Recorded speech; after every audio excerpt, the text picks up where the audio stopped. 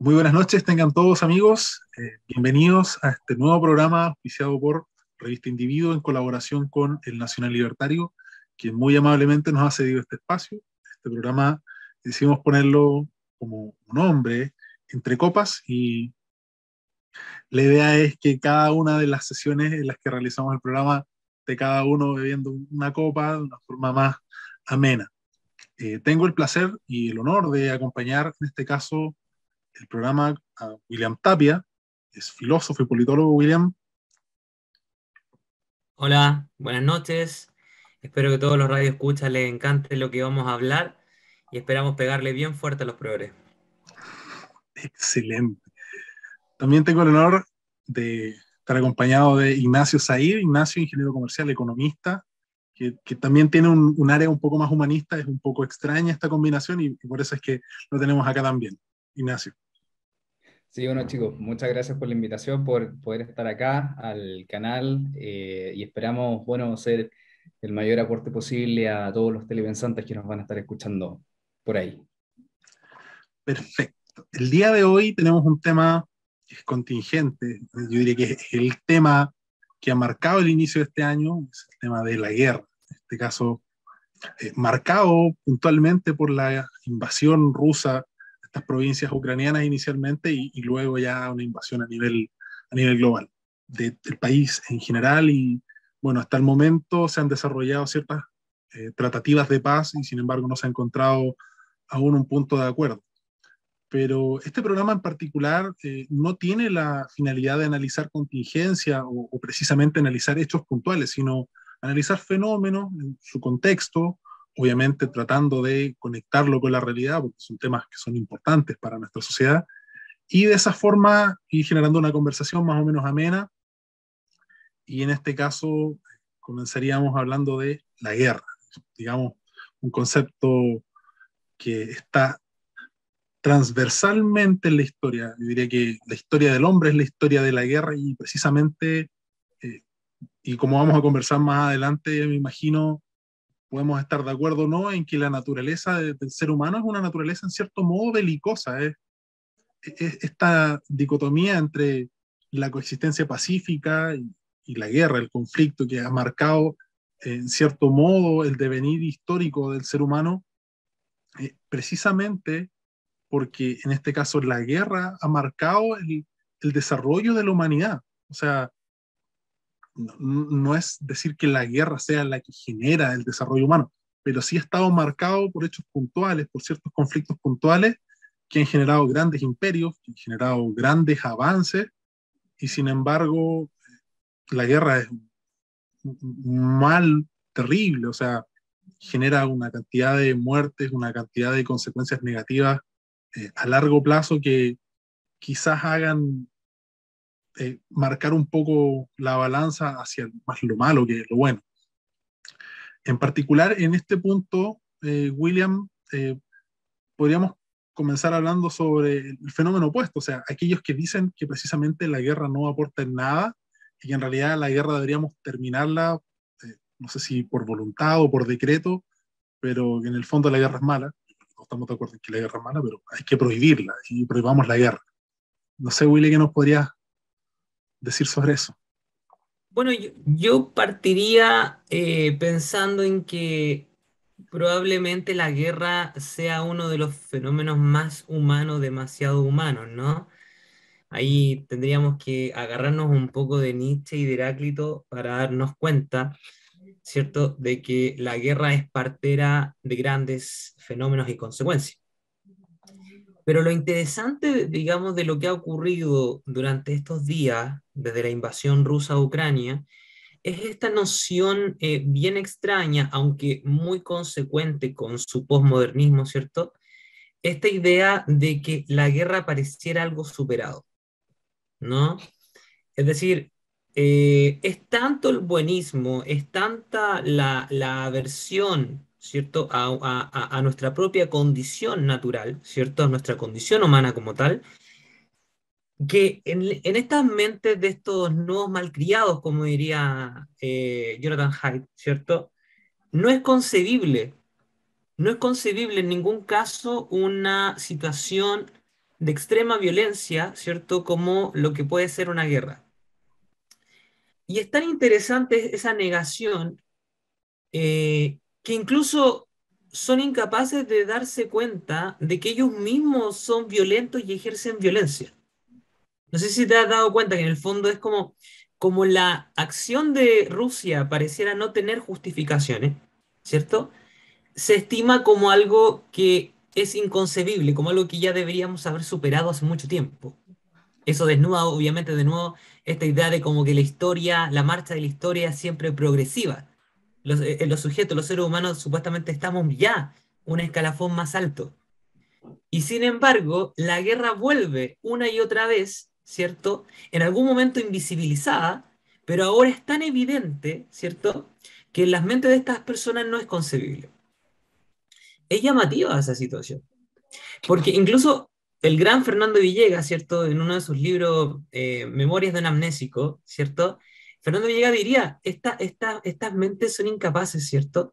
De darse cuenta de que la guerra siempre ha estado ahí, de que quizás el conflicto siempre ha estado ahí, ¿cierto? Y lamentablemente es una de las características más notables y evidentes, digamos, de nuestra condición natural. Claro, claro, en ese sentido el concepto de violencia estaría íntimamente relacionado con la guerra y es particularmente relevante porque durante todo este tiempo de relativa paz en Occidente, paz en el sentido de, claro, como bien dijo William, esta guerra que se estaba desatando en ciertos países africanos, estas guerras que se estaban desarrollando en Medio Oriente, Medio Oriente, no claro. parecían tocar a Occidente, como que Occidente se sentía blindado.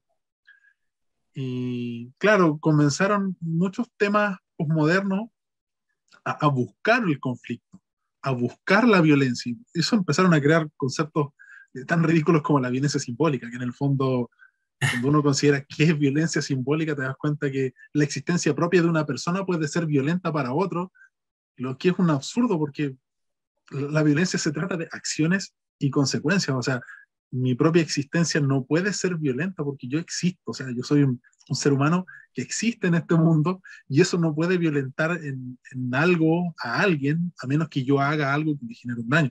No sé, Ignacio, tú, desde tu visión eh, sobre ese punto en particular, sobre la violencia y la guerra, como esta íntima relación. Claro, claro, a mí me gustaría, digamos, tomar unos puntos de los cuales habló William.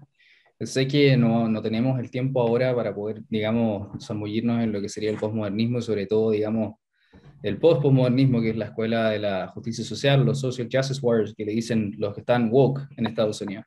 Pero hay algo muy interesante de lo cual habló William, que fue, digamos, esta ley cíclica, o lo que hablaste tú en un momento, esta ley cíclica, ¿no?, de la violencia y de la guerra.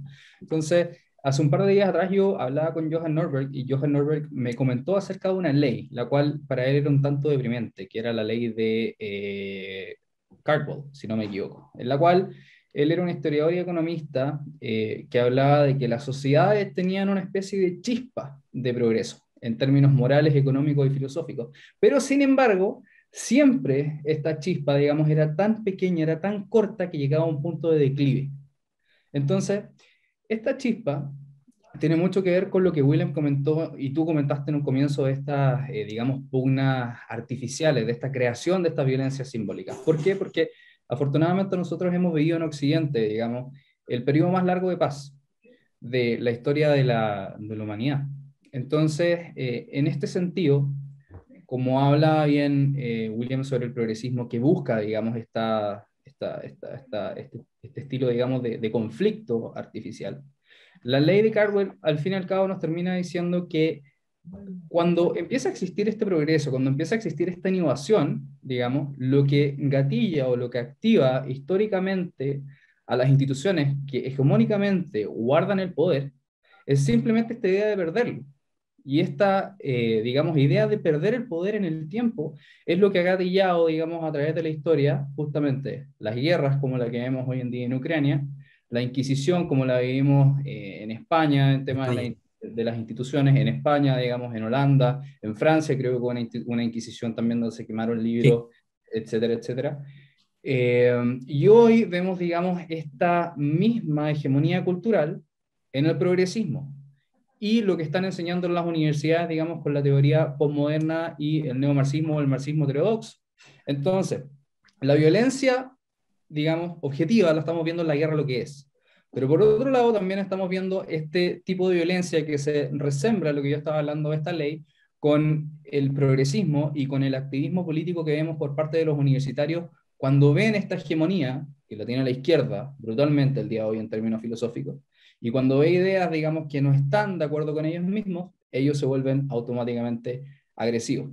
Si bien a lo largo de la historia la violencia siempre fue física, con mucha sangre, hoy en día la vemos desde un punto de vista, entre comillas, más civilizado. No sé qué opinan ustedes. No sé, bueno, la violencia nunca es, por supuesto, civilizada, pero empieza a tomar otras formas.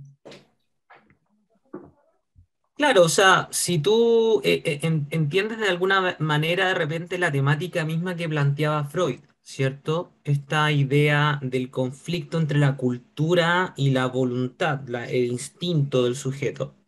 Te das cuenta obviamente que siempre las cuotas de cultura que se puedan instalar contra eso están siempre en peligro, ¿no? O sea, quizá Freud también era un poco idealista en algún momento y pensaba que siempre iban a haber algunas posibilidades de que existieran ciertos sujetos, una élite, ¿cierto? Que inteligentemente pudiera superar un poco este conflicto entre los impulsos, ¿cierto? Y la cultura que los sujeta, ¿no? Pero me parece que hay otros que verdaderamente dieron el clavo al decir, ¿sabes qué? La verdad es que no. O sea, siempre entre la libertad también tiene que haber orden, tiene que haber sujeción, tiene que haber reglamento, ¿cierto? Tiene que haber cultura que ahogue, ¿cierto? La capacidad de los sujetos para hacer lo que ellos quieran hacer. Y en ese sentido, a pesar de la civilización siempre alcanza, ¿cierto? Como tú dices, algunos rudimentos de cultura, logran sujetarse, ¿cierto? Pero la antisocialidad siempre va a estar. O sea, la idea del conflicto siempre va a estar. No me acuerdo qué economista, bueno, hicieron toda una película acerca de este economista, no me acuerdo muy bien, Mente Brillante, si no me equivoco, en que se ejemplificaba esta idea de que los sujetos van todos, por ejemplo, a un bar y en este bar aparece la chica más bonita de la fiesta, ¿no? Eh, y claro, según él, en algún momento pareciera ser que el mejor resultado social sería que el conflicto no existiera, que cada sujeto pudiese estar con otras personas, dejando, digamos, de lado al florerito, al elemento central. Yo en mi colegio lo enseñaba con Dua Lipa. Y decía, bueno, si Dua Lipa llega a la fiesta, ¿cierto? La gran pregunta es, ¿de verdad nadie va a ir hacia allá? ¿Nadie va a ir a tratar de estar con ella? ¿En serio? O sea, de alguna u otra manera el conflicto siempre es sempiterno, está presente. Y esto es simplemente otro tipo de escala, ¿cierto? En el que vemos que el florerito está, ¿cierto? En este caso, el interés que tenga Rusia, especialmente por la zona, ¿cierto? Por Crimea, por la independencia de las provincias prorrusas, siempre va a haber algo, ¿no? Y eso nos quiere decir, evidentemente, que el conflicto es inevitable. De hecho, hay un meme, y por cuanto meme uno puede entender que es una unidad, una idea que ha sido traspasada de generación en generación, y yo encuentro que es un meme genial, que Claro. dice que los tiempos duros crean hombres fuertes, estos hombres fuertes crean tiempos muy buenos, y estos buenos tiempos crean hombres débiles, y estos hombres débiles a su vez vuelven a crear tiempos duros, y así sucesivamente. De hecho, resume en una frase muy sencilla todo lo que dijo Ignacio respecto de a esta ley en la que existe una especie de techo en la que una sociedad se desarrolla a partir de esta chispa, pero como dijo William, claro, está ese impulso de antisocialidad, ese impulso que tiende a tirar hacia abajo todo el desarrollo.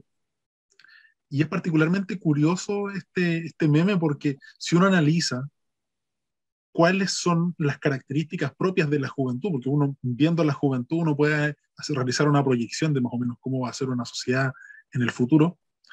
Los chinos tienen una formación casi militar, es una cosa impresionante. Los rusos hicieron también lo propio hace unos 10, 20 años, y vemos en Occidente que están precisamente en los tiempos débiles, con los hombres débiles. Exacto. Es que Entonces, te das a nivel cuenta en el global, fondo. está muy claro, está muy, muy prístino el futuro. Es muy evidente. Ujú. Sí, a mí me gustaría, disculpa William, a mí no me gustaría entrar mucho en ese aspecto de la deconstrucción y lo que está pasando en Occidente en este momento porque me frustra bastante y tratemos de mantener esto lo más tranquilo posible, pero no sé si ustedes, digamos, han leído algunos papers científicos de Jordan Peterson. Bueno, yo no soy psicólogo bajo ninguna circunstancia, pero por lo menos leer datos me acreditan un poco en lo que estoy, saber leer datos me acreditan un poco en lo que estoy diciendo. Entonces, volviendo al tema de la violencia, Jordan Peterson es muy... preciso en decir que la violencia, que es el punto que estamos tomando, digamos, y esta utopía de dejar la violencia de lado, que es imposible de acuerdo a la naturaleza misma humana, a la naturaleza misma de la evolución humana, es que esta misma violencia es la cual nos ha ayudado a desarrollarnos desde un punto de vista competitivo, que es justamente lo que dijiste tú con este estudio de estos economistas que hicieron, desde un punto de vista de jerarquía social, que es muy importante para poder mantener un orden, y también desde otro punto de vista del desarrollo de la filosofía, digamos, política que seguimos nosotros. Y ahora yo sé que esto va a ser un poco improvisado, pero William, tú escribiste esto en tu libro, de girar a la derecha. Tú hiciste, digamos, fuiste muy elocuente al explicar de manera sistemática lo que nosotros entendemos por libertad. Creo que lo sacaste, digamos, de los fundamentos de la libertad de Hayek, donde él hace las diferencias justamente de lo que nosotros conocemos como libertad, la libertad política y otra libertad positiva. Y me gustaría si pudiésemos entrar en ese sentido, ¿qué es para nosotros lo que entendemos como libertad o la ausencia de coacción? Bueno, en términos muy simples, ¿cierto? Y voy a atacar también otra parte también del libro donde yo publiqué acerca del tema de la guerra. Eh, la libertad se supone que es simplemente la ausencia de coacción por otra persona, ¿ya? Y esa libertad tiene que ver con ausencia, como digo, ¿cierto? De que otro te obligue a hacer algo que tu voluntad no quiere hacer. Distinto es, ¿cierto? Distinto es esta idea de que se asocie la libertad con, con el concepto de autonomía, con el concepto de la posibilidad. Porque claro, si tú te circunscribes a la idea de la posibilidad, en la medida en que te das cuenta que la realidad que te contraviene, ¿cierto? La realidad te supera muchas veces, ¿no? Tú quieres que tu voluntad se lleve a cabo, concretarla en el mundo, pero sin embargo el mundo te dice no. Entonces, en consecuencia, cuando tú asocias eso digamos, con la idea de libertad, entonces lamentablemente no eres libre nunca en ningún momento, ¿ya? Y esa es la libertad progresista que se ha ido instalando, ¿cierto?, a través del discurso, y es justamente esa libertad o esa noción de destrucción o de construcción del concepto de libertad, la que también ha sido una herramienta utilizada para deconstruir cuál debiese ser la respuesta, ¿cierto?, a favor de la libertad real para defenderla frente, ¿cierto?, a esta situación como es la guerra. Y se conecta mucho con lo que dice Ricardo, ¿cierto?, con esta idea de que hombres buenos, ¿cierto?, traen buenos momentos y los buenos momentos generan a generaciones débiles. Porque claro, has destruido tanto el concepto de libertad, has destruido, derroído tanto el concepto incluso de lo viril, que no sabes cómo responder a una situación como esta. La libertad de estos sujetos, ¿cierto?, se vive en la ausencia del conflicto. Es que son tan enfermos estos progresistas, la verdad, son tan enfermos que creen que la libertad se vive en amarras. En la medida en que todos piensen igual, todos somos libres. Obvio, ¿cierto? Porque como todos pensamos igual, no hay ausencia de conflicto. Y sin Ajá. embargo, una situación como esta te devuelve, ¿cierto?, a pensar qué es lo que realmente están defendiendo los ucranianos. ¿Están defendiendo qué? ¿El concepto de libertad de la posibilidad? No, están defendiendo, ¿cierto?, su voluntad soberana frente a la de otros. Es decir, estamos de nuevo, y aunque ellos no lo quieran ver, defendiendo un concepto de libertad clásico, ¿cierto?, liberal, de ausencia de coacción. Por supuesto, se pueden ver otras cosas que están metidas en ese juego, pero a mí me parece muy evidente. Y esto nos lleva también, obviamente, a otro concepto muy interesante. De repente lo tocaron por ahí, el tema de la violencia simbólica. Son tan estúpidos estos progresistas. Les falta tanto cerebro como para no darse cuenta que incluso, como no saben defender la libertad que tienen ahí, la defienden de manera simbólica. ¿Cierto? Vimos a las feministas, justamente ahora aprovechando el 8 de marzo, las vimos pintadas, ¿cierto?, de amarillo y de azul, perdón, de celeste, y creen que con eso están defendiendo, están haciendo algo, están aportando a la defensa de una supuesta libertad. ¿Pero qué tienen en la cabeza? Es lo mismo que pasa con Alemania, ¿cierto? En Alemania, la puerta de Brandenburgo, pintadita, ¿cierto? Con lucecita. El Coliseo Romano en Italia, de nuevo, pintadito. ¿A quién le aporta eso? ¿A quién? ¿Cuántos niños se salvaron por eso? ¿Cuántas escuelas se salvaron por eso? Y es donde se conecta todo, ¿cierto? Un mal concepto de libertad, un mal concepto de violencia. Son tan estúpidos que creen que esa violencia simbólica que están ejerciendo ellos, ¿cierto? Porque ya está institucionalizada este tema de las funas, este tema de la, digamos, de opinar en Instagram o en redes para, supuestamente, en contra de Putin. ¿A quién le afecta? ¿Usted cree que a Putin le interesa? Yo creo No, que y ahí es donde volvemos a la realidad. Putin ni siquiera tiene Volvemos a esa Facebook, no realidad. tiene Instagram. No le interesa. Volvemos entonces a la realidad. Y la realidad es otra. La realidad es que nuestra naturaleza, nuestra forma de ser, es con conflictos. Esa Ese idea punto es de la importante, ausencia del conflicto es imposible. porque hay muchas feministas, y de hecho, William, cuando tú lo dijiste, se puede malinterpretar. No es que la virilidad sea la que genera el conflicto, sino que la virilidad como concepto es De importante respuesta. para resolver los conflictos. Claro, porque hay muchas feministas que Exacto. dicen que la guerra es un problema de hombres, que las mujeres, si ellas estuvieran a cargo del poder, no habrían guerra. Es una cosa ridícula, pero y sin Bueno, embargo solamente hay hay que gente que lo revisar un cree poquito de seriamente en la historia. academia. Las personas que levantan, digamos, esas claims tienen que revisar un poquito de historia, un poquito solamente de historia de la Edad Media y se van a dar cuenta que están equivocadas. Por supuesto, es cosa de que vayan un poquito más atrás en el Imperio Egipcio y se den cuenta que Cleopatra no era la persona más pacífica del mundo, digamos, y era mujer, y no estaba deconstruida y no digamos que se autopercibía como hombre. Creo, no sé, no la conocí. Margaret Era una mujer Thatcher, empoderada. la época victoriana, constante guerra y batalla. Van a Catalina negar que II de Rusia. ¿De qué estamos hablando? O sea, es imposible, ¿no? Aunque lograran una operación de deconstrucción, lo más probable es que tarde o temprano hubiera conflicto.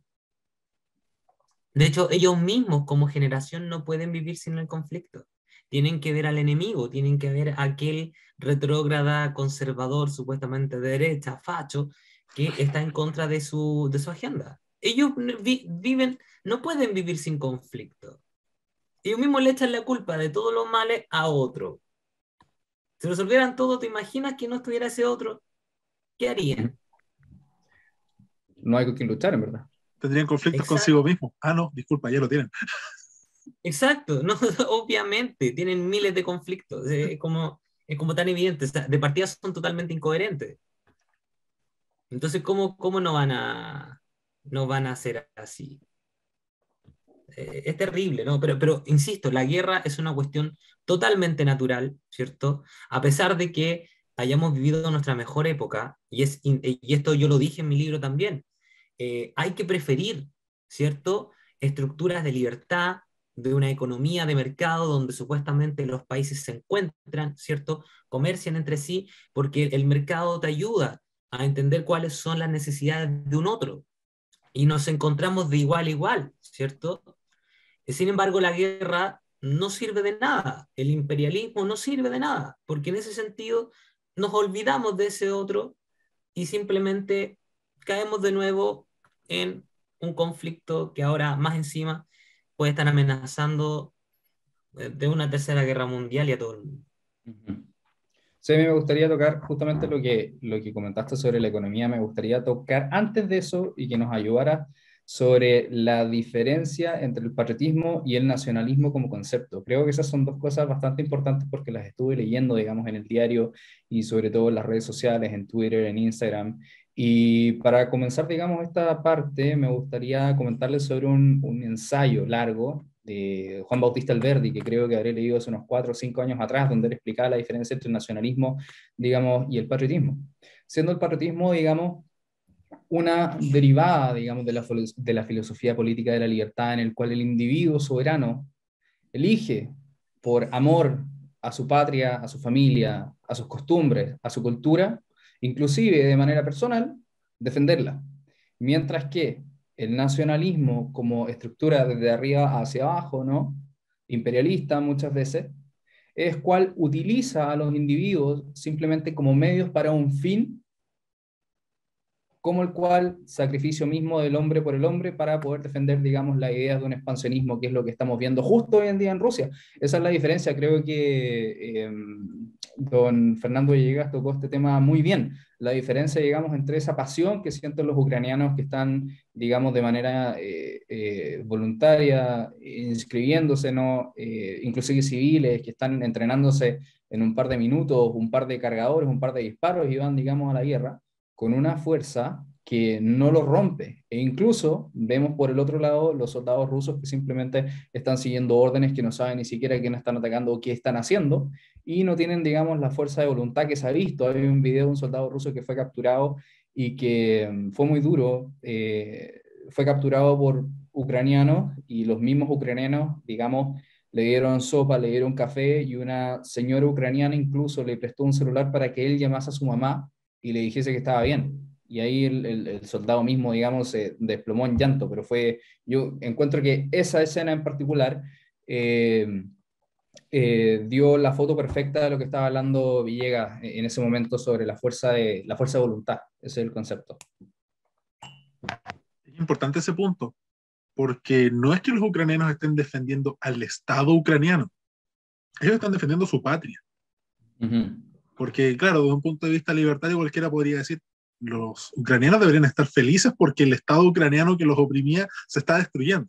No, no, no, porque no es lo mismo una opresión en cierto modo pacífica. Yo sé que los anarcocapitalistas acá no van a estar de acuerdo, pero la opresión que ejerce un Estado sobre una persona, la coerción, es en cierto modo pacífica, y cuando existe una relación patriótica o existe una identificación con el Estado, existe una identificación con la cultura previa, con la patria, en este caso, como bien decía Ignacio, es muy distinto a sentirse identificado con un país que está invadiendo tu patria, ¿ya?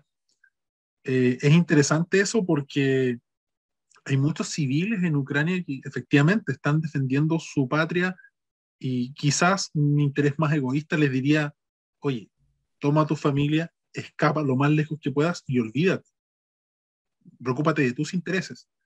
Y sin embargo, se ve un auténtico sacrificio, o sea, sacrificio en el sentido etimológico, es entregar algo y darle un significado trascendente a tal punto en el que tu vida misma no es tan importante como eso por lo cual tú la estás entregando. En ese caso, creo yo que además de que en la guerra se suele ver ciertas muestras de humanidad que son un poco incongruentes o incoherentes con lo que uno podría esperar, con la frialdad de la guerra, con muchas veces la comisión de crímenes, de acciones sanguinarias, y sin embargo muchas veces uno ve que la humanidad misma tiene a la vez ese impulso social. O sea, existe una especie de pugna entre este instinto defensivo, porque claramente los ucranianos están defendiendo algo, no están realizando un ataque específico, sino simplemente están repeliendo un ataque, legítimamente o no, eso se puede discutir. En este caso, yo creo que los tres estamos de acuerdo en que es legítimo defender tu patria, Y otra cosa muy distinta es no sentir humanidad por la otra persona que quizás tiene una bandera distinta, que quizás tiene intereses y sirve a intereses que son opuestos a los tuyos. Sin embargo, eso no lo hace tu enemigo en el sentido de lo voy a matar, aun cuando no representa una amenaza, porque obviamente un soldado que ya está capturado, está desarmado, no es una amenaza, no es un enemigo esencial, sino es un enemigo circunstancial. Las circunstancias lo pusieron efectivamente en tu contra, pero si esa persona hubiese estado en otras circunstancias, quizás hubiese sido tu amigo. Y ahí es curioso lo que mencionaba Bastiat, y hago el punto. Bastiat decía siempre que cuando no son los bienes los que cruzan la frontera, lo hacen los ejércitos.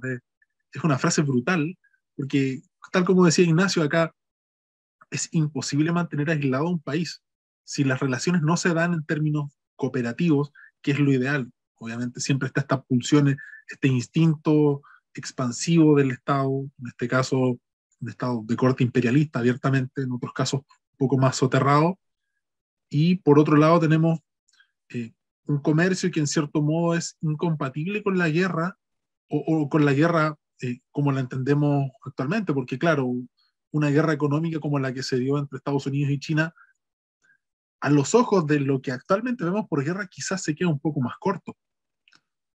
No sé si se comparten el punto.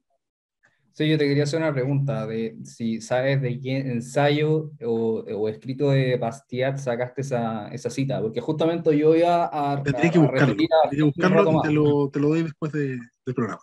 Cable.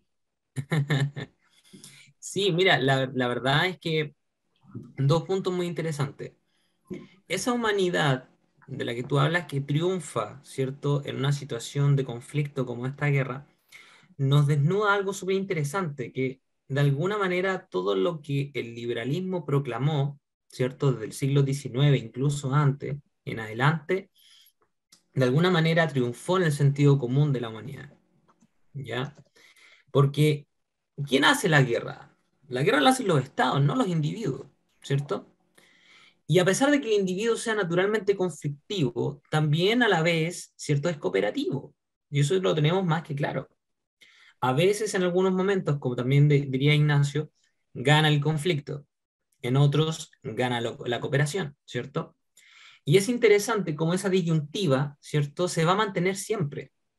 Lo ingenuo del progre, ¿cierto?, del progresista, es creer que siempre puede ganar lo cooperativo y que en el fondo el conflicto se puede soterrar, cosa que no es así. Pero por supuesto, es impresionante, ¿cierto?, cómo esa humanidad gana y hace esta diferencia entre lo que sería el nacionalismo y el patriotismo. En el nacionalismo podríamos pensar que hay una figura así muy rusoniana, de esta idea como una voluntad general, una nación que comparte un destino común, ¿cierto? Y que de alguna manera se pierde, ¿no? Como diría Freud en la psicología de las masas, un sujeto, un individuo que se derrite, ¿cierto?, dentro de una masa que finalmente la gobierna alguien un poco más inteligente, no más que la masa, y la dirige en un cierto sentido. En cambio, con el patriotismo, tiene que ver más bien con los vínculos sociales, ¿cierto?, que el individuo elige tener, ¿cierto? O más o menos, claro, uno sabe que, claro, tú naciste dentro de un contexto social y por lo tanto hay muchas cosas que no aceptas, ¿cierto? Están ahí presentes. Pero evidentemente tú puedes decidir no, ¿cierto? No tomarlo, no ser totalmente patriótico, no ser totalmente un individualista, como dicen por ahí, un sujeto ciudadano del mundo, dicen por ahí. Pero el patriotismo, ¿cierto? El patriotismo es algo real, es un vínculo social que te permite, ¿cierto?, otorgar sentido a ciertas relaciones con los demás y por supuesto que en algunos casos va a llamar al sacrificio, ¿cierto? No así el nacionalismo. En el nacionalismo no hay un sujeto que decide. Como decía Ignacio, es una cuestión más bien top-down, ¿cierto? Desde arriba hacia abajo te dicen tú perteneces a esta nación. Nota la palabra, perteneces. Ah. Y en cambio el individuo decide ser patriótico, decide ser parte de esta patria, ¿cierto? Y por lo tanto defenderla hasta el final. Y eso es muy interesante, porque estas generaciones nuevas no son patrióticas. Estas generaciones nuevas son sujetos totalmente atomizados, que prefieren vínculos, ¿cierto? Que además son líquidos. vínculos que se rompen un día y se construyen al otro día nuevos, ¿cierto? Y que creen que entre más comparten con esas personas, ¿cierto? Más se genera una especie de unidad, ¿cierto? Mayor incluso que la patria. Y no se dan cuenta que es un vínculo totalmente líquido, ¿cierto? Mira, a mí me gustaría agregar una cosa, se nos pegó William, Nos pegó pero Willy. bueno, me quedo contigo, Ricardo. Sobre todo lo que Sigamos, estaba, sigamos. digamos, conversando William sobre la liquidez. A mí me gustaría conversar un poco, muy brevemente, acerca de este concepto, digamos, de las diversidades sexuales, acerca del poliamor. Entonces, yo traté de alguna manera, o sigo tratando porque no lo entiendo completamente, ¿no? Pero desde un punto de vista, algunos podrán decir tradicional. Yo, digamos, no sé todavía cuál es mi situación religiosa, pero sí puedo entender, digamos, ciertas instituciones que han ido naciendo con el tiempo. Y en este sentido, Peterson es muy claro en uno de esos capítulos, uno de sus consejos, dice que, digamos, hay que buscar what's meaningful, lo que tiene sentido, ¿no? Y en este sentido se habla del compromiso y se habla del matrimonio y la razón de ser del matrimonio. Y justamente la razón del matrimonio es, más allá justamente la de ser una matriz y la de procrear, es la de establecer un compromiso voluntario de algo que uno cree que tiene sentido en el futuro para poder, digamos, establecerse en el largo plazo asumiendo un riesgo gigante.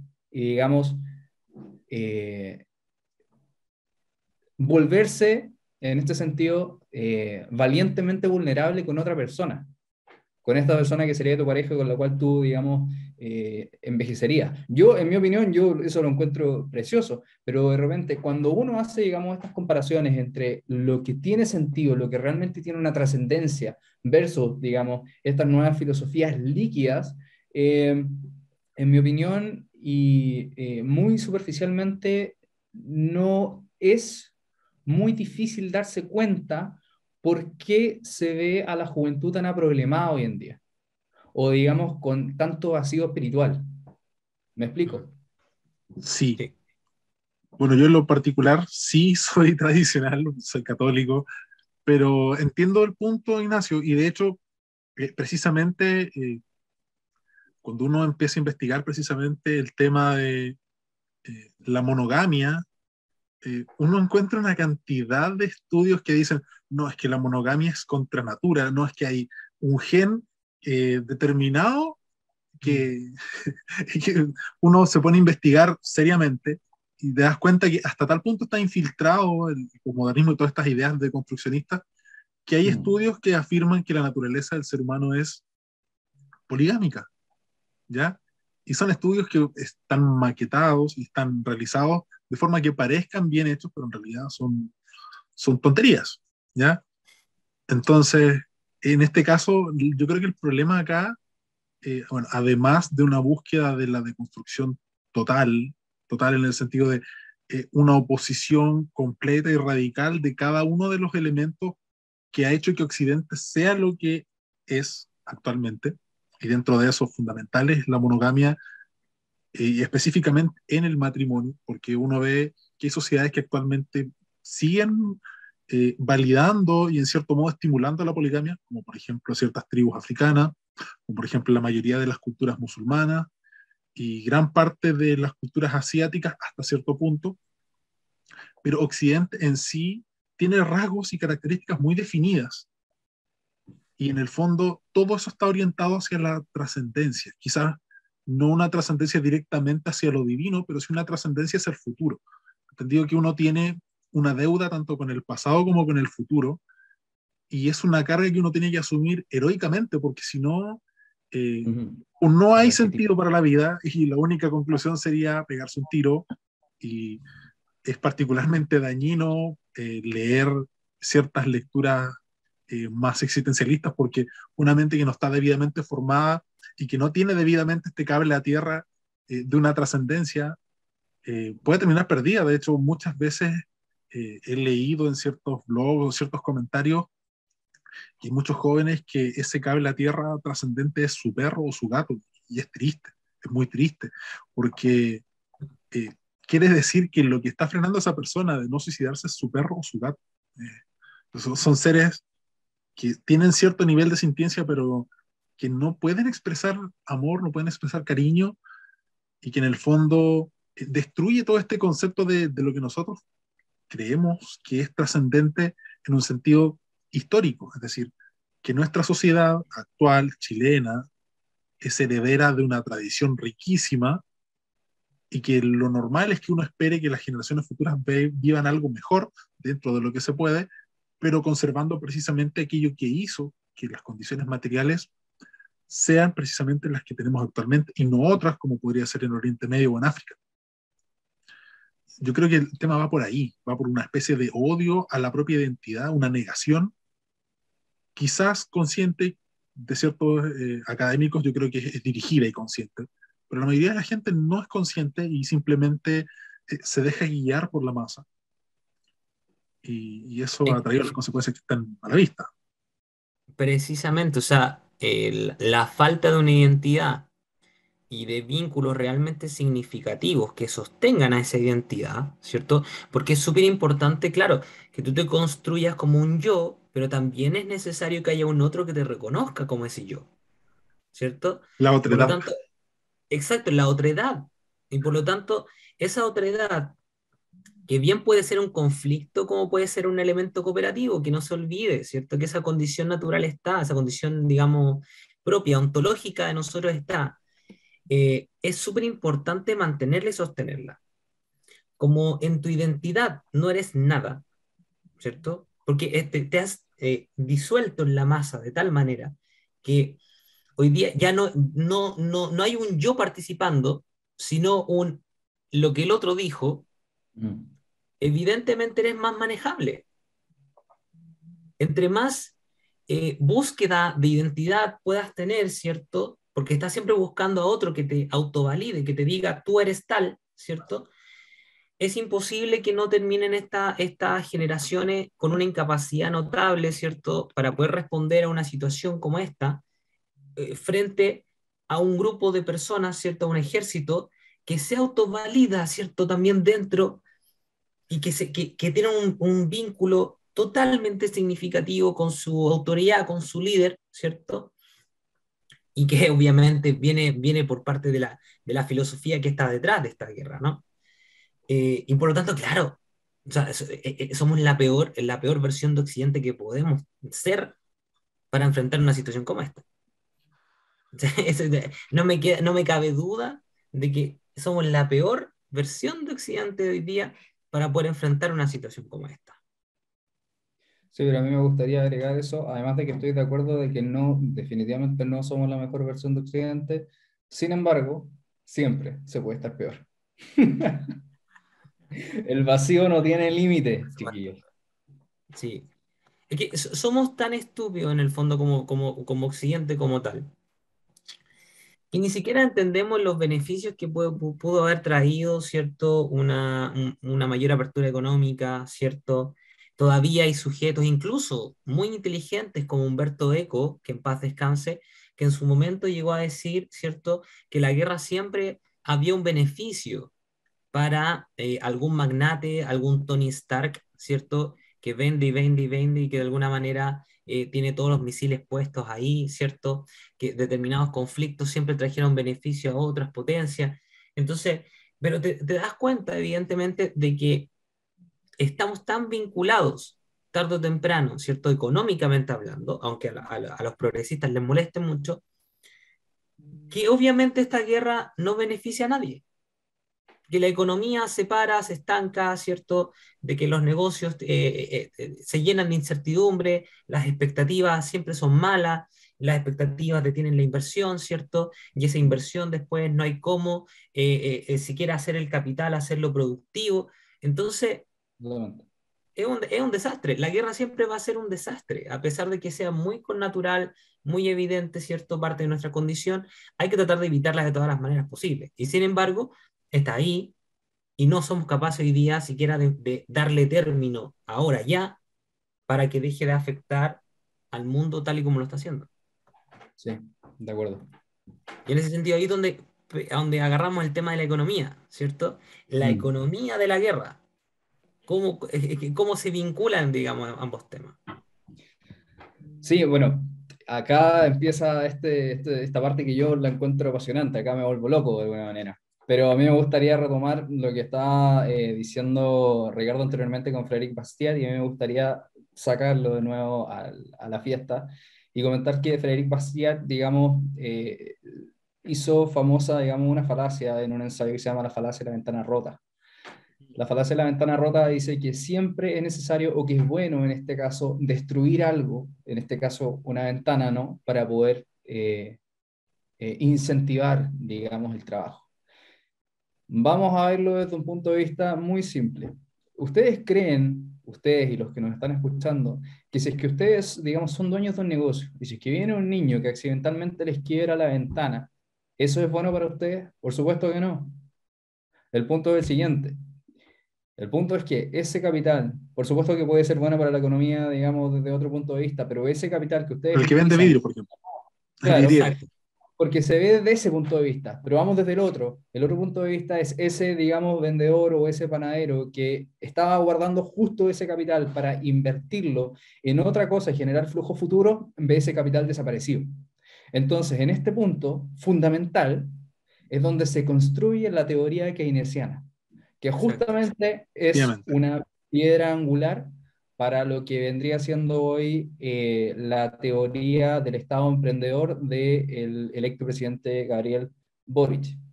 Entonces, el keynesianismo, mediante la horda del gasto público, ¿no? Voy a pasar ahora con lo que va a ser la economía de la guerra. Ahora, muchos filósofos de corte marxista, por supuesto, hablan acerca del juego de la suma cero, de que la economía, el capitalismo, digamos, y el comercio es simplemente un juego de suma cero en el cual la torta está mal repartida, en el cual, digamos, las conclusiones de esto es un mundo desigual y simplemente donde unos se aprovechan de otros. Entonces, el punto, tú comentaste, Willy, acerca de una persona que en paz descanse justamente que decía que las guerras benefician a los magnates o que las guerras solamente benefician a ciertos sectores económicos.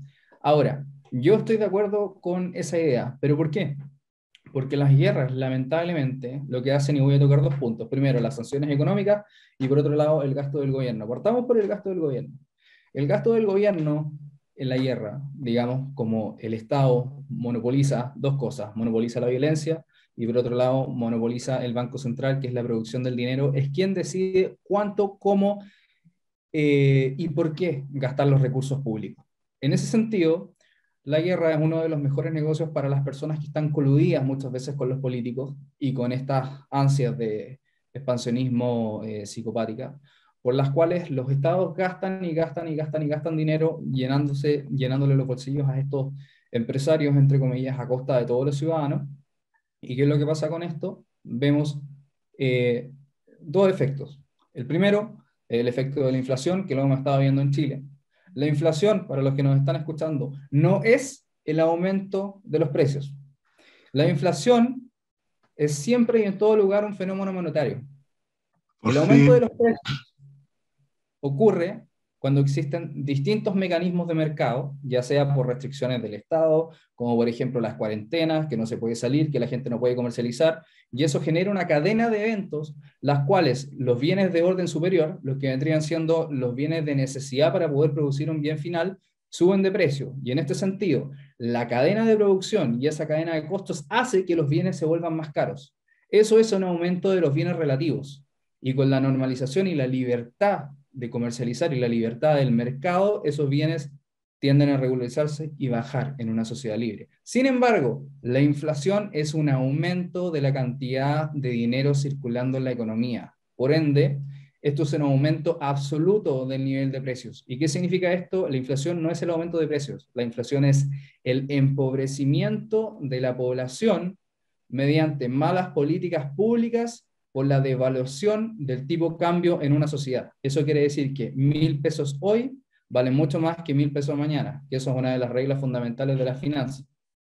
Entonces, tenemos ese problema, el aumento del gasto público, la inflación, y por otro lado, como la gente se vuelve más pobre por digamos, por esta transferencia de recursos y por la razón de la guerra, la cual la gente pierde sus empleos, tiene que salir de sus lugares de domicilio, porque justamente le están cayendo misiles, etcétera, etcétera, etcétera, la gente termina empobreciéndose y los recursos que pueden mejorar la calidad de vida de una sociedad se ven destruidos. Esa es una parte que quiero tocar. Y lo otro, que es muy importante, es estas sanciones económicas morales para poder destruir, digamos, a Rusia. Si bien acá nosotros podemos tener una diferencia de opiniones de qué es lo correcto y qué es lo incorrecto, pero acá no vamos a entrar en juicios de valor, vamos a entrar en solamente lo que es. Cuando se establecen sanciones económicas a los países, lo que se está realmente haciendo efectivo es castigar a la sociedad civil por la responsabilidad de políticos inescrupulosos, psicopáticos en algunos aspectos, por supuesto, y que no les importa sacrificar a sus ciudadanos o no les importa el sacrificio del hombre por sus objetivos finales. Entonces, con todas las cosas que nosotros estamos viendo hoy en día, que son las sanciones hacia Rusia, por ejemplo, qué sé yo, que no esté Spotify, que no esté, digamos, McDonald's, que no esté en las tiendas, que no esté esto, que no esté esto otro, lo único que logran estas sanciones comerciales es, primero, encarecer el costo de vida de la población, hacer sufrir a la gente que no tiene nada que ver con este conflicto, y por otro lado, ser menos productivo, menos eficiente y enlentecer el crecimiento económico de la sociedad o del mundo en su contexto globalizado como es el día de hoy.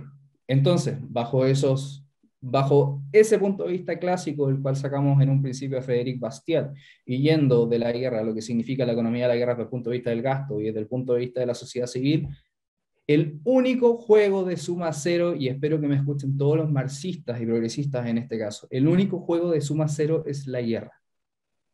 Y mientras más grande ustedes quieran tener un Estado, menos libertad van a tener ustedes para vivir. ¿Por qué? Porque el Estado se financia de tres maneras. Se financia mediante el mecanismo coercitivo violento de los impuestos, se financia mediante la inmoralidad de la deuda pública. La deuda pública significa que el Estado se endeuda o que pide prestada plata a muchos años en el futuro, y esa plata, por supuesto, ese endeudamiento, nadie les preguntó si ustedes querían tomarlo o no. Probablemente ustedes nunca van a ver cuáles van a ser los resultados de esa deuda pública hacia el futuro. Y lo peor de todo es que esos intereses en el futuro, que son hasta 50, 100, 200, no importa. Por ejemplo, Japón, que está endeudado sobre el 200% de su Producto Interno Bruto. Es una locura. La van a terminar pagando no solo ustedes, la van a terminar pagando sus hijos, sus nietos, sus bisnietos, y quizás hasta cuándo. Y el último, bueno, que es el que estábamos conversando acerca de la guerra, que es la inflación. Y la inflación es, digamos, es la devaluación del poder adquisitivo, y se le conoce también como un impuesto oculto. no legalizado, exactamente. Así que eso, con eso, feliz de haber aportado eso con ustedes sobre la economía de la guerra. Nada positivo, al parecer. No, no, no, no, yo creo que nada positivo. Y La en ese verdad es sentido, que Ignacio, la situación rusa actual, que el, el rublo se ha devaluado de una manera impresionante, creo que vale menos que el peso argentino, y es una cosa ya impactante. impresionante. Eh, ¿Cómo ves tú a futuro, no sé si esta guerra se prolongase un par de meses más, efectivamente, qué podría pasar con la economía rusa? ¿Caerían en quiebra o tú crees que Sí, tienen la capacidad de sobreponerse en ese sentido? mira, acá creo que hay que hacer hay que separar un par de cosas, porque primero veamos el caso de nuestro vecino Argentina. Argentina ha sido el país con más, digamos, default económicos, que es cuando un país no paga su deuda, digamos, en la historia de los Estados-nación. Entonces, en este sentido, yo no conozco cuál es la situación económica rusa, pero hay que ver dos cosas. Primero, la situación de la deuda rusa, y por otro lado, cuál es la situación fiscal de los rusos. Eso es desde un punto de vista del Estado. Ahora, la devaluación de la moneda rusa es un problema. ¿Por qué? Porque todas las importaciones y exportaciones se hacen en dólares. Entonces, cuando se devalúa la moneda, al fin y al cabo, supuestamente dicen que a la devaluación de la moneda para los exportadores esto va a ser lo mejor. ¿Por qué? Porque justamente a mayor, digamos, moneda nacional está entrando, digamos, mayor cantidad de dólares. Eso no es cierto porque si no, Argentina sería el número uno de las exportaciones. Venezuela también, lo conocemos. Entonces, en este caso, lo único que está pasando es que al devaluarse la moneda, justamente los únicos que están siendo golpeados son los ciudadanos porque cada vez que están consumiendo un producto importado, están pagando más caro con él y son cada vez más pobres y cada vez pueden consumir menos. Es, por ejemplo, aquí en Chile. Voy a llevar el ejemplo desde un punto de vista inflacionario. Esto es más teórico, no, no es tanto real, pero cuando he tenido, disculpe, conversaciones con economistas o ingenieros comerciales, por ejemplo, de la Católica o la Chile o otros lados, y la economía mainstream te dice que justamente es bueno tener un 2 un 3 un 1% de inflación anual porque eso te dice que la economía se está moviendo. Entonces, al fin y al cabo, imagínense ustedes la persona que vive en el campo y a la señora Juanita, ya que le gusta tanto a las personas que votaron a prueba y que querían cambiar Chile con la nueva constitución que se está escribiendo. Imagínense, hay un 3% un 4 un 5% de inflación en un bien inelástico, que independientemente, digamos, cuál es, eh, independientemente del aumento del precio de este bien, la demanda no varía significativamente. Exacto. Imagínense esta persona vive en la punta del cerro en una zona rural, e imagínense esta persona, digamos, gana mensualmente 200.000 pesos. Imagínense que en un 3, 4, 5% de inflación en algún producto determinado puede significar que esta persona pueda sentir hambre por una semana. Puede significar que una persona no pueda comprarse un kilo de arroz. Entonces, el tema de la inflación, más allá desde un punto de vista estadístico, matemático, que queda muy bonito, ¿no? Es un tema moral. Es entender que la inflación es el empobrecimiento de la sociedad civil y es robo y es inmoral. Y por eso hay que defender, si bien a algunos no les gusta defender la deflación, pero sí hay que defender de que cualquier política pública que se tome, ojalá sea con el menor nivel de deuda pública posible y ojalá con un nivel de inflación cero. Porque el momento que la sociedad civil entienda que cada vez que avanza la inflación y que se devalúa, digamos, el peso chileno, eh, están siendo cada segundo más pobres. Y no hay nada que puedan hacer al respecto. ¿Por qué? Porque justamente los precios y los salarios no se ajustan al mismo ritmo, digamos, que la velocidad inflacionaria. Y ahora esto lo estamos viendo con el tema de los retiros. Es un tema muy complejo, pero más allá de la ciencia económica, el tema inflacionario es un tema moral. Eso es lo que hay que entender. Y cuando los políticos entiendan que no es un juego jugar en Hacienda a la deuda pública o el aumento del gasto público, quizás ahí recién las cosas puedan cambiar. Pero así como van las cosas el día de hoy con los genios deslumbrantes que están contratando los ministerios, no veo, digamos, buenos resultados que se vengan.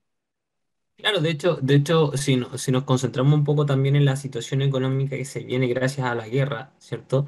Hay algunos que incluso han dicho, pero ¿cómo piensas que algo malo puede pasar? Si imagínate, por ejemplo, que el sueldo de Chile, esa estupidez que han dicho, ¿cierto? El cobre hoy día tiene un precio altísimo, ¿cierto? Pero evidentemente esto tiene que ver con una especulación, ¿cierto? Una especulación de que supuestamente la cantidad de cobre que va a haber a nivel mundial, ¿cierto?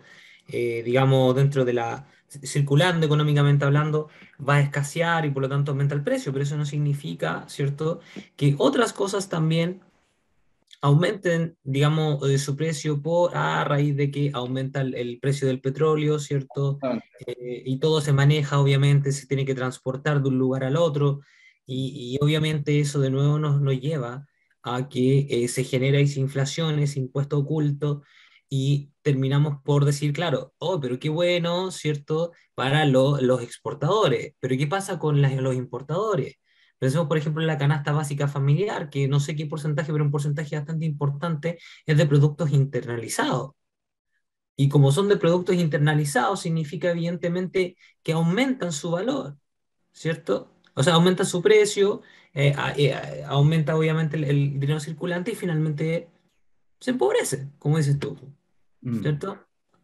A la Mira, gente no le beneficia, a la gente no le beneficia la guerra. Esto puede parecer, y Boric probablemente va a ocupar esa noticia de que el cobre tiene un alto precio y de que estamos mejor que nunca y que pues, vamos a poder responder a esto. Pero la verdad es que esto no depende para nada, sí, ¿cierto? si fuera Dentro de simplemente una por diversificación económica no depende para nada del precio del cobre. sí, En ese sentido, ya que hacen tanta alusión al precio del cobre, si es que las cosas fuesen como tienen que ser, en estricto rigor, digamos, el tipo de cambio nominal al peso chileno dólar debiese estar alrededor de los 500 pesos, y eso no es así.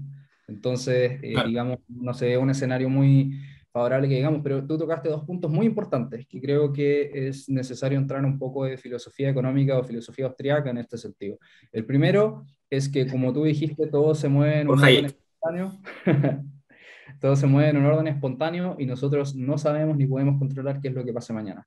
Por ende, puede pasar cualquier cosa, le puede caer un bombazo a China, o China se puede meter en la guerra, digamos, y puede haber un desplome económico en China, o por otro lado puede haber un aumento, digamos, de la potencia económica que tenga China. Entonces, no podemos depender, digamos, de la visión del cobre como tal, ni del litio tampoco, porque no sabemos tampoco si es que mañana va a aparecer un sustituto del litio o del cobre, que Exacto. fue lo mismo que pasó Con el con el salitre. salitre.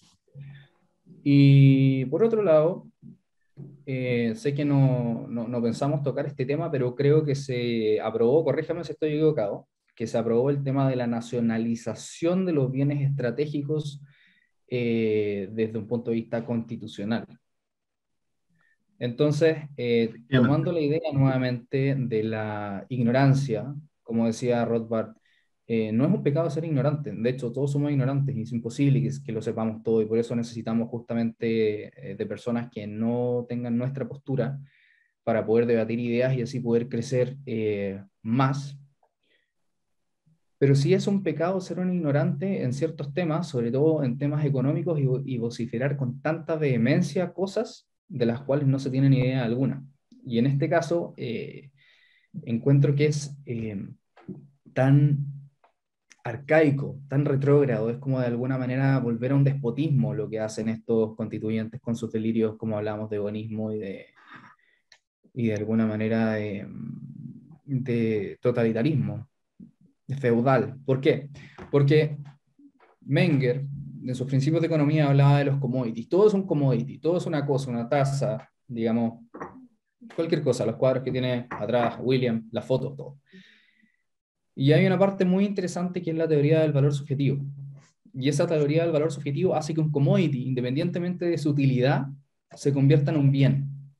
Entonces acá entramos de nuevo al punto de los recursos naturales. Un recurso no es un recurso por el solo hecho de ser, sino que es un recurso por el hecho de la utilidad que cumple y el bien que ésta significa por su explotación o por su, digamos, productividad. Entonces, el asumir los constituyentes que al nacionalizar ciertas cosas estratégicas, porque son per se un bien al momento de ser un recurso que ellos lo determinan como tal, están equivocados. ¿Por qué? Porque primero, no permiten la libertad, dicen que el emperador es el que tiene que, digamos, administrar esos commodities, y por otro lado, estos tipos no tienen absolutamente ni una soberana idea de qué es lo que va a pasar mañana. Entonces, en resumen, lo que estos tipos hacen con este artículo constitucional es restringir la libertad de emprendimiento, es restringir la posibilidad de tener capital y de que éste sea, digamos, utilizado de manera productiva, generando empleo. Y tercero, están siendo o teniendo una fatal arrogancia asquerosa, como diría Hayek, ya que ellos creen que pueden determinar qué es lo que va a pasar y qué es lo que no va a pasar. Entonces, son temas complicados y se ve, desde mi punto de vista, puedo estar equivocado, por supuesto, pero veo una nula reflexión y una ignorancia que duele, digamos, el estómago cuando uno ve estas personas en puestos representativos tan importantes y tan altos que no dan el ancho, para nada. Efectivamente. De hecho, creo que es un problema ya a nivel de la sociedad chilena. Yo creo que sí hay dos deficiencias. La principal es comprensión lectora, que es un temazo. La mayoría de los indicadores señalan que es un tema y la mayoría de los chilenos está al debe. Y lo otro es educación financiera y económica. Y es transversal, ¿eh? No estamos hablando solamente de un segmento poblacional, estamos hablando que es algo que afecta a todos los estratos económicos en todas las profesiones y en todas las áreas del conocimiento, y más aún en la política, que muchos no tienen mayor mérito que haber hecho una campaña política bien hecha consiguieron los votos y están ahí, y están diciendo el futuro de un país, y eso es perturbador. No sé, William, desde tu perspectiva de profesor, si compartes esa visión. Sí, sí, evidentemente. Hay un problema de educación financiera y un problema en general. Ni siquiera los profesores saben leer, entonces, ni escribir. Entonces es complicado, ¿ya? De todas maneras, yo creo que el temor que más tengo yo es que en la guerra, ¿cierto? Esta guerra se sume a un conjunto de situaciones que abran una ventana de oportunidad, ¿cierto? A esta posibilidad de que sí se apruebe, finalmente, a pesar de todo, el tema de la nueva constitución, ¿ya? En tiempos de incertidumbre de este estilo, siempre se levantan los demagogos y digamos que Boric es un demagogo total. Entonces, en una situación de incertidumbre, de aumento, como digamos, aumento del circulante, ¿cierto? Consecuencias. Hoy día ir a echarle benzina al auto es terrible, lo digo por experiencia propia, ¿cierto? Ir a comprar pan ya es conflictivo para mí. Siempre se levanta esta idea de que haya alguien que pueda venir y solucionar todo. Ahí, a pesar de que el nuevo gobierno quiere bajar las expectativas, ¿cierto? Se están haciendo los locos con todo lo que han dicho, con todo lo que han prometido. Y los constitucionales parece que no ayudan mucho tampoco en ese proceso. Yo creo que se da el peor escenario posible en que nuevamente se levanta un demagogo, ¿cierto? Que nos va a cubrir de todas las situaciones, incluso de la guerra, ¿cierto? Y va a aprovechar ese momento para instalar de nuevo, ¿cierto? Un modelo que ha fracasado en todo el mundo, porque no se redujo simplemente a un tema de redistribuciones. Está ahogando la libertad de empresa, como dice Ignacio, ¿cierto? Las indemnizaciones por expropiaciones de mineras, el control total supuestamente de la minería en general, la renacionalización, siendo que la nacionalización existe hace rato, ¿cierto? El cobre ya está nacionalizado. Entonces, todas esas situaciones a mí de verdad que me generan una cierta ansiedad. Eh, no sé hasta dónde, incluso volviendo al tema de lo conflictivo, no sé hasta dónde eh, pueda escalar el conflicto, no solo a nivel mundial, sino también a nivel país. Es bastante, para mí al menos, bastante complejo lo que viene.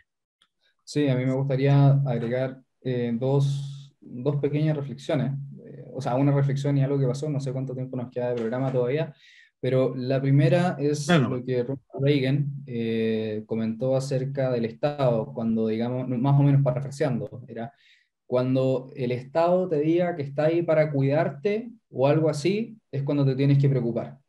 Eso es lo primero, claro. Y lo segundo es lo que Isquia Siches dijo, creo que ayer o antes de ayer, que dijo que ella, o como ministra del Interior, iba a ser, digamos, la especie de la mamá de los chilenos. Iba a Sí. cuidar a todos. Y te lo juro que yo leí ese titular y lo primero que se me vino a la cabeza fue el Gran Hermano de 1984. Lo primero. Dije, esto no puede ser. Esto es inaceptable. No puede ser que una persona tenga la arrogancia de decir que te va a cuidar como si fuese un niño. Exacto. ni Bachelet se atrevió a tanto en todo caso. De un infantilismo Increíble. increíble. Exacto. Bueno, yo quisiera terminar, digamos, diciendo que evidentemente, y tal como lo he tratado también en mi libro, la guerra, a pesar de todo, ¿cierto? Es una forma de respuesta, ¿ya? Occidente, como dije, no está preparado para eso, pero lamentablemente el liberal, en especial, a pesar de preferir, obviamente, una economía de mercado, ¿cierto? Mayores vinculaciones comerciales que permiten encontrarte con este otro, la guerra nunca debiese ser descartada como una respuesta. ¿Ya? Yo sé que a veces se piensa, obviamente estas mentes pacifistas dicen no, que Estados Unidos no haga esto, que no se le ocurra que Europa tampoco reaccione. Pero la verdad es que en ese sentido, Zelensky la verdad es que está haciendo un punto muy evidente. O sea, mi gente está muriendo y ustedes, ¿qué? Mm. ¿Cierto? ¿Ustedes qué hacen? No se dan cuenta que esta guerra es más allá de Ucrania.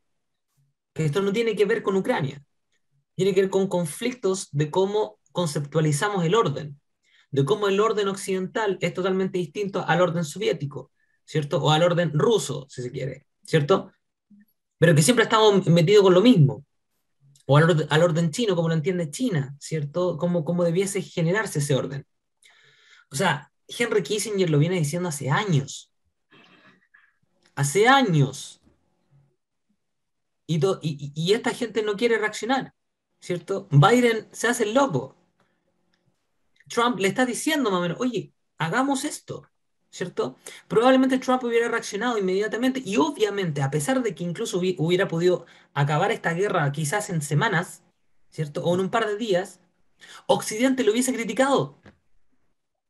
La prensa de izquierda, el The Washington Post, el New York Times, estaría criticándolo.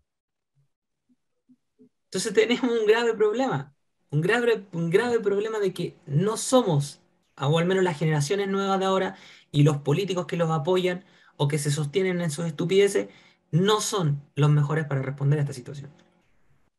Y un liberal, un hombre de derecha, no debiese en ningún caso descartar en ese sentido una respuesta violenta a una situación como esta.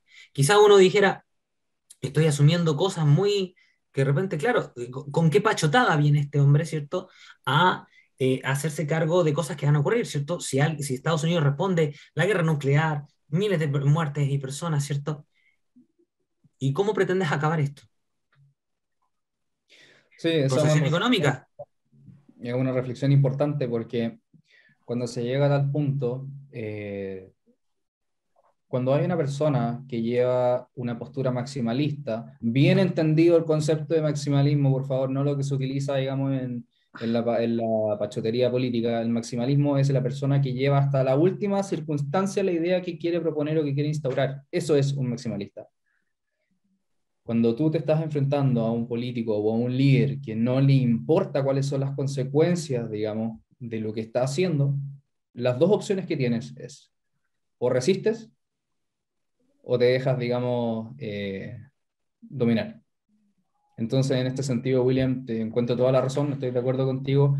Por supuesto, como yo liberal, también sigo un dogma, ya que es el principio de no agresión, como tú bien lo comentabas, pero hay momentos en los cuales lamentablemente no hay otra opción y simplemente hay que actuar.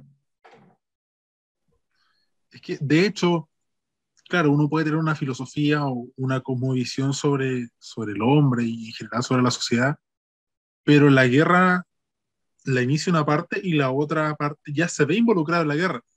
Cuando tú eres víctima de un ataque, tú ya estás en el conflicto, tú no querías estar en el conflicto, pero el conflicto llegó a ti y ya eres parte.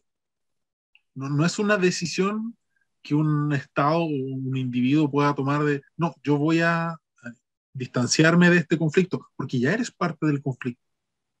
Y precisamente la guerra, las ciencias militares, tienen una serie también de principios, y si bien no es una ciencia exacta, pero sí existen principios que están asentados, y uno de esos es el principio de contundencia. O sea, si tú vas a realizar un ataque y estás dispuesto a quitar vidas a otras personas, el ataque tiene que ser contundente.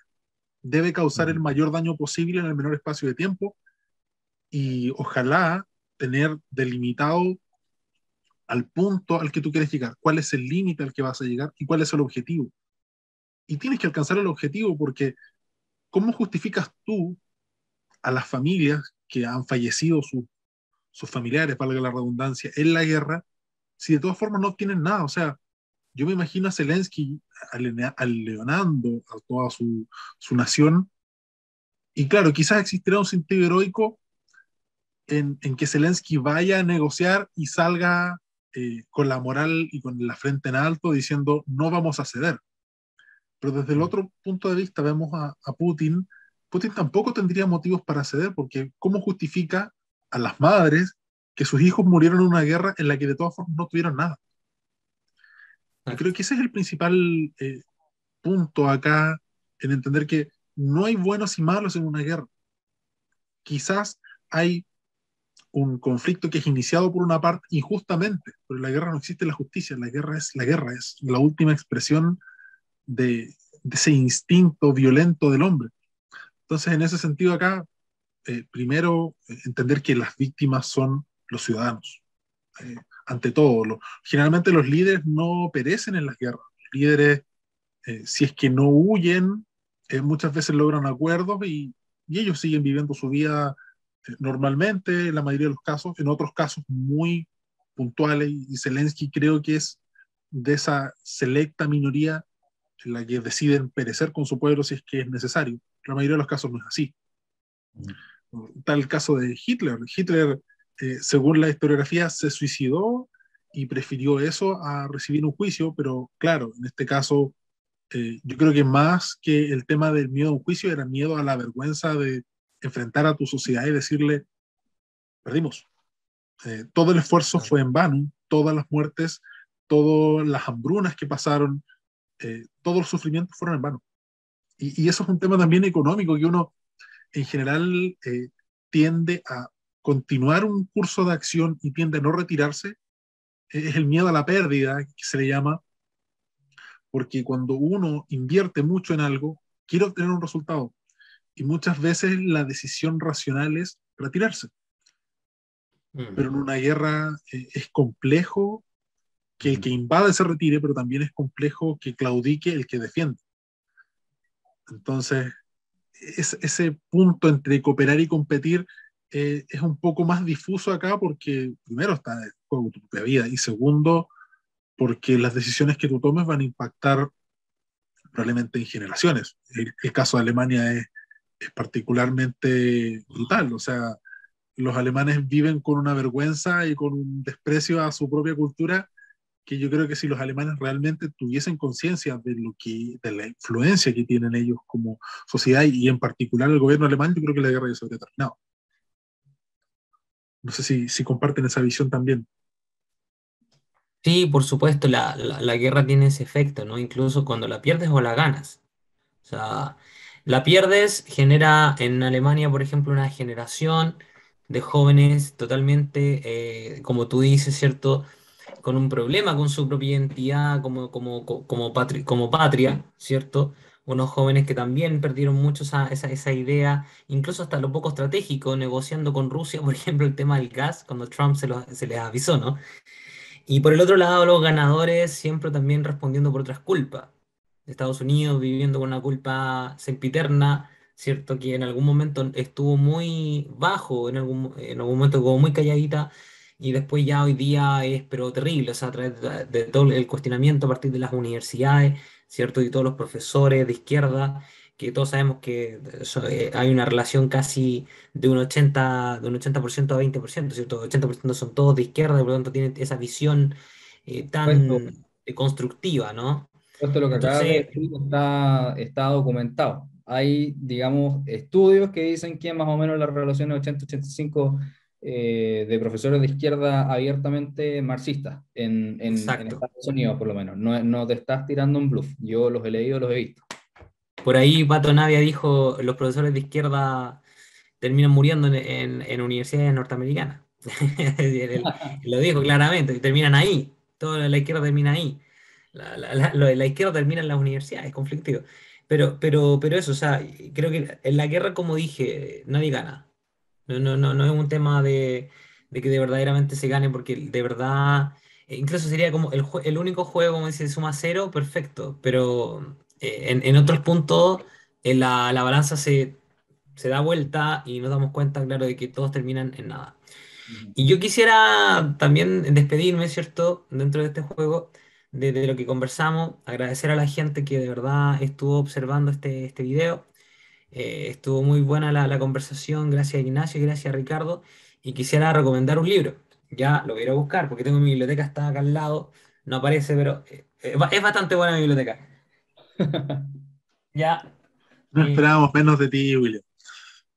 Quisiera recomendar de verdad el libro de Henry Kissinger, ya el de Orden Mundial, porque de verdad logra capturar eh, lo que está detrás, ¿no? Como las nociones filosóficas que están detrás, ¿cierto? Y políticas en la concepción de orden que está en conflicto hoy día y que ayuda a que mucha gente entienda que este conflicto no es de Ucrania y Rusia, sea, que está en otro nivel de comprensión, ¿ya?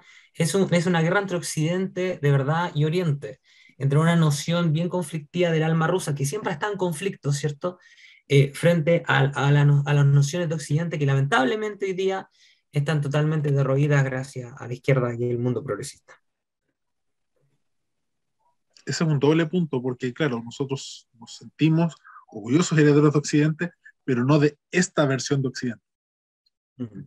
Pero no por eso vamos a defender, en este caso, una visión radicalmente opuesta, porque nosotros seguimos siendo occidentales, aun cuando estemos avergonzados de lo que actualmente es Occidente. Eso no nos convierte en pro Putin, por ejemplo, o pro algún gobierno de corte un poco más conservador, autoritario.